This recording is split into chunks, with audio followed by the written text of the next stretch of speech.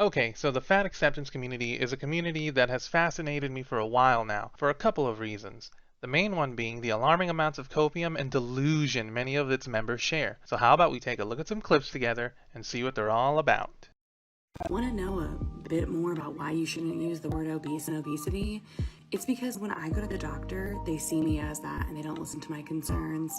It's me being dehumanized. It's me not being seen as a human. Just stop using that language. You want to know why the doctor calls you obese?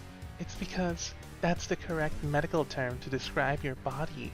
And maybe the reason that they see you as that, as you put it, is because, well, you're fucking obese and it's the most immediate concern to them. Just stop being a sensitive little girl. Seriously though, why should anyone have to stop using the word obese just because your feelings are getting hurt? That would be like if a patient came in and the doctor discovered the patient had cancer, but then they're all like, "Hey doc, can you please not use that word to describe my illness? It's hurting my feelings, and would prefer it much more if you called it divide and conquer cells."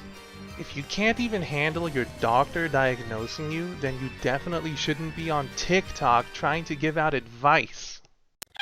You can think that all you want, but the body positive movement and the BOPO movement is not about your own personal body image. It has nothing to do with how you see yourself or you see your body. It has nothing to do with your insecurities. The BOPO movement is about changing how society views marginalized bodies and dismantling the discrimination and oppression that marginalized bodies face. And that, my friend, has absolutely nothing to do with how you view your body. It has to do with how others view it. And it has to do with how others mistreat you because of it. And that is why thin people are not meant for the body positive movement. Because thin people cannot be oppressed because of their thin body. Because we live in a society that idolizes thin bodies. So thank you, but it has nothing to do with body image. But there's lots of other movements out there that you can join that has to do with that. So good luck! Ah, gatekeeping obesity. I never thought I'd live to see the day. You know who she reminds me of with this whole shtick? Those rabid fanboy Sony losers that lose their shit anytime an exclusive comes to PC. They're all like, "My exclusives! No! Sony has betrayed us! Only we should get to play them! Fuck those PC players!" And it's basically the same with her. "No! You can't join! You're not obese like me and oppressed! Fuck you, skinny bitch! You're not oppressed! Go get chased by a dog or something, you stick! We don't want you in the body positive movement!" Her whole identity is just being obese on TikTok. How sad, dude. Become more famous, Rebel Wilson gained weight. I just saw a video from Fat Tats on here, and I honestly really wanted it to be not true. I really didn't want it to be true. But it is! She admitted it herself! In 2016, she said, "Oh, there's a girl getting a lot of laughs, a lot easier than me. What is it? How can I get more laughs? Maybe if I was a bit fatter." And suddenly I was fatter and doing comedy. So let me reiterate. She gained weight to become a comic, and she used fat tropes to advance her career when it was beneficial to her. And now, when it's no longer beneficial, she's losing weight under the guise of health. Are you joking? This is what I mean when I say I am very cautious when fat people become thin because of exactly stuff like this. She gained weight so she could capitalize off of these fat tropes that have consistently been used to dehumanize fat people for decades. I like genuinely have no words as to how disgusting that is. To gain weight, to be that acceptable fat person that is there only for comic relief, to make fun of your body, and so thin people can make fun of you. I cannot believe this. Actually, no, you know what? I can't, because this makes complete and utter sense. Thin people don't view fat people as human. She literally put on this costume of fatness so that she can make money, she can make a career, and now, under the guise of being healthy, she turns her back. This is why I do not trust fat people who become thin. This is why. I am, like, this is really and I'm so upset. Sorry, I was literally, like, shaking with anger. I'm better now. As a fat person, I need people to understand that being fat does not make you less of a person. We are not caricatures. We are not the stereotype that you think we are. I don't understand how y'all can see why stereotypes are problematic for every other group except fat people. It is still so embedded in the mainstream to make jokes about people's bodies. It doesn't matter who it is. Stop doing that. Stop making fatness the butt of your jokes, because first of all, they're unoriginal and unfunny. Second of all, fat people exist, so those jokes actually impact the way that people treat us and disrespect us. They're not funny. Stop it! Cut it out! I have a glandular problem. So, as you can see, the parasocial relationship is on full display here. These people live vicariously through these celebrities and feel betrayed when they decide to ditch the fat. If Rebel Wilson thinks losing the fat is what will be best for her health and career, then that's what she's going to do. She's not the only celebrity who's done this either. Christian Bale has gone above and beyond for multiple roles now, gaining and losing weight accordingly. Stop developing parasocial relationships with celebrities. You're just going to get burned in the end. But it's not my job to validate how people feel about their bodies. And I feel bad that, it's made anyone feel horrible about themselves.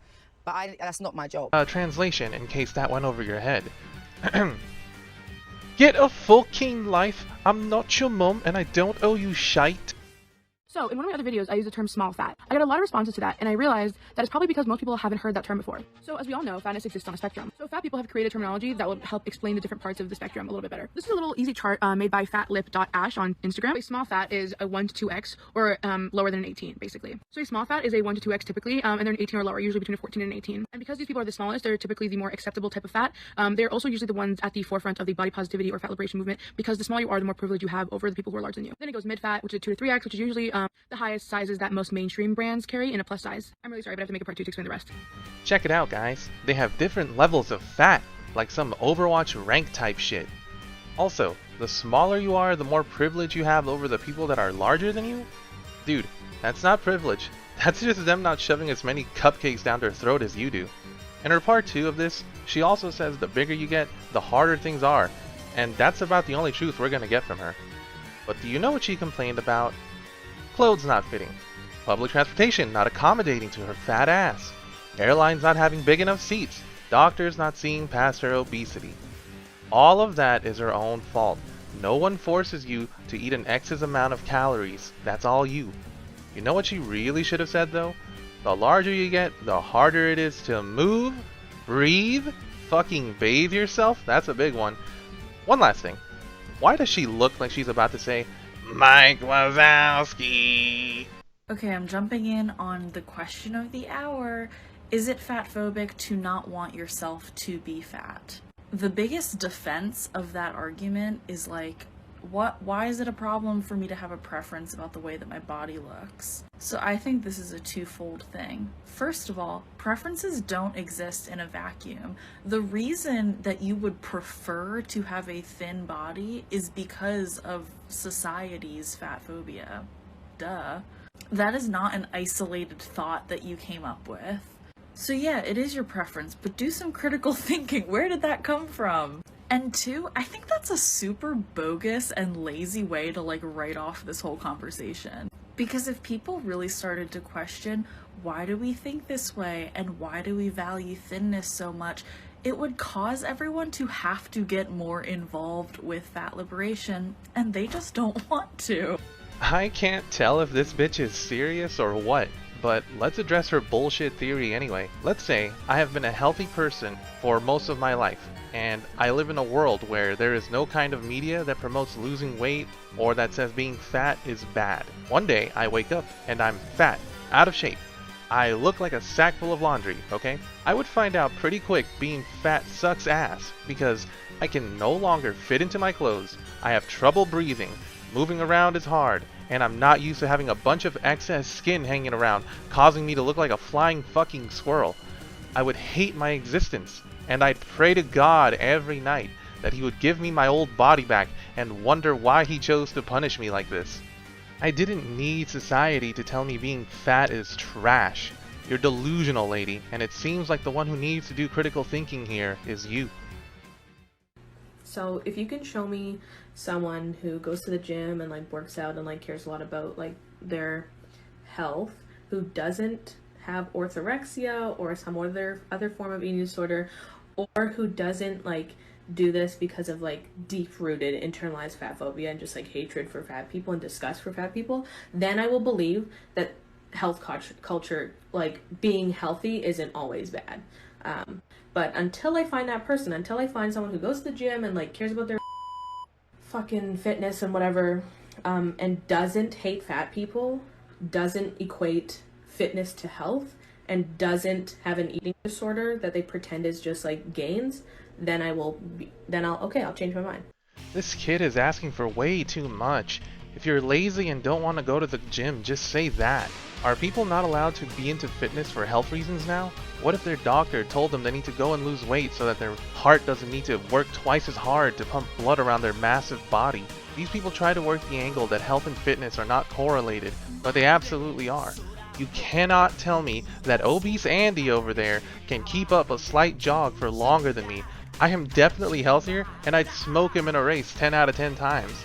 My blood pressure is probably lower too. Same goes for glucose levels and cholesterol.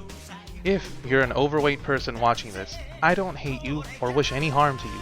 I understand it can seem impossible to lose the weight. I've been on both sides of the coin, which is why I can point out the bullshit. I know it's easier to just sit back and say fuck it and just stay as you are, but all you need is the right mindset. Losing the weight will not happen overnight. It's a slow process that you have to dedicate time and energy to. Don't work out because you want to look good for someone, or any other shallow reason. That won't get you to the finish line. Do it because you owe it to yourself.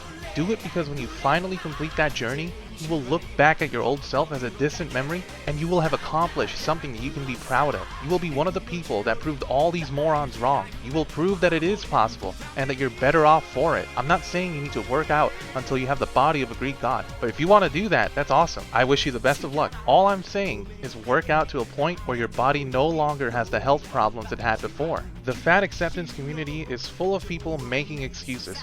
People who have given up and decided to live with their failure instead of trying to correct it. Its members cannibalize themselves when one of them decides to finally lose weight. They develop parasocial relationships with celebrities and depend on them to validate their existence. They oppress their own members if they are smaller, and they body shame and shun people who are on the thinner side that want to join them, showing their own hypocrisy. They glorify obesity and promote it like it's some great accomplishment, which can also be translated as telling people to literally speedrun to the fucking grave. Reject the fat acceptance community, because their community is where hope goes to die and gluttony and sloth reign supreme.